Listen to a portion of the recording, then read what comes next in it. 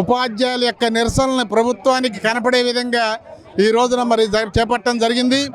గత ప్రభుత్వంలో కనీసం 25,000 కోట్ల రూపాయలు బకాయిలు డిఏ పిఆర్సీ బకాయిలు చెల్లించకపోగా ఒక అస్పష్టమైనటువంటి పిఆర్సీ విధానాన్ని చేసి టీచర్స్ నష్టపోతే ఈ ప్రభుత్వం కనీసం వచ్చి దాదాపు 16 నెలలు దాటినప్పటికి కూడా ఈ రోజు కూడా ఉపాధ్యాయులకి కానీ ఉద్యోగులకు రావాల్సినటువంటి డిఏ కానీ పిఆర్సీ బకాయిల్ని ఒక్క రూపాయి కూడా చెల్లించకుండా ఇప్పటి వరకు కూడా 4 డిఏలు ప్రకటించవలసింది. కరువు బత్యం 4 డిఏలు 2024 జూలై నుంచి ఈ రోజు వరకు 4 డిఏలు ప్రకటించవలసి ఉన్నప్పటికి కూడా ఈ రోజు కూడా ఒక్క డిఏ ప్రకటించినటువంటి దుర్మార్గకరమైనటువంటి పరిస్థితులు ఉన్నాయి.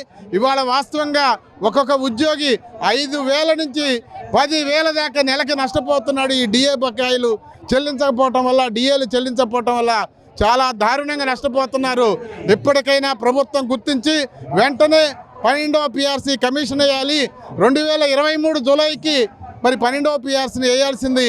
ఈ రోజు కూడా పిఆర్సీ కమిషన్ వేయకుండా, ఐఆర్ ఇవ్వకుండా మేనమేసాలు లెక్కిస్తున్నటువంటి ఈ ప్రభుత్వం ఇవాళ మేమేమడుగుతున్నాం, ఇవాళ సిపిఎస్ పాపం ప్రభుత్వ ఉద్యోగులు 34-35 సంవత్సరాల పైన కష్టపడితే సుప్రీంకోర్టు దీని ప్రకారం వారికి హక్కు ప్రకారం పెన్షన్ తీసుకునేటువంటి విధానాన్ని కూడా రద్దు చేసి సిపిఎస్ అనే విధానాన్ని దుర్మార్గమైనటువంటి ఒక విధానం తీసుకొస్తే ఇవాళ ఆ సిపిఎస్ విధానాన్ని రద్దు చేసి ఓపీఎస్ని తీసారమని భారీ ఎత్తున కనీసం 5 సంవత్సరాల పైబడి పెద్ద ఎత్తున ఉద్యమం చేస్తున్నా కూడా వాళ్ళకి ఓపీఎస్ విధానం, పాత పెన్షన్ విధానం తీసుకురాకుండా ఇవాళ మేము అడుగుతున్నాం, ఈ ప్రజాప్రతినిధులు ఎమ్మెల్యేలు కానీ ఎంపీలు కానీ ఒక్కసారి ఎంపీగా ఎమ్మెల్యేగా చేస్తే వారి జీవితాంతరం పెన్షన్ తీసుకుంటున్నారు.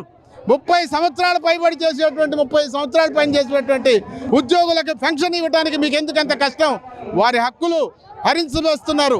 ఇవాళ ప్రభుత్వ ఉద్యోగులు ప్రభుత్వంలో భాగం కుటుంబ పరంగా ఆలోచించాల్సింది పోనిచ్చి ప్రభుత్వ ఉద్యోగుల్ని పక్కన పెట్టి ఇవాళ మీరు ఉచితాలు ఇచ్చుకోండి, మాకేం అభ్యంతరం లేదు. కానీ ఇక్కడ ఉద్యోగులు రోడ్డును పడుతున్నారు, వాళ్ళ కుటుంబాలు రోడ్లు పడుతున్నారు, ఆర్థికంగా నష్టపోతున్నారు. మీరు వెంటనే ప్రభుత్వం ఇప్పటికైనా కళ్ళు తెరిచి మీరు గనక గ్రహించి వెంటనే మరి ప్రభుత్వం చర్యలు తీసుకొని వ్యాప్టో మీటింగ్, మామూలుగా జేఏసీల మీటింగ్, రాష్ట్ర కౌన్సిల్ మీటింగ్ ఏర్పాటు చేసి ఉపాధ్యాయుల పెన్షనర్ల సమస్యలు పరిష్కరించకపోతే త్వరలో రాష్ట్ర వ్యాప్తంగా కూడా సమ్మె బాట కూడా పట్టడానికి ఉద్యోగులు వెనుకాడరు. ఆత్మాభిమానం దెబ్బతింటే గతంలో ఏం జరిగిందో, గత ప్రభుత్వానికి ఏం జరిగిందో చూసే ఉంటారు. అంతకంటే ఎక్కువగా జరిగిద్ది.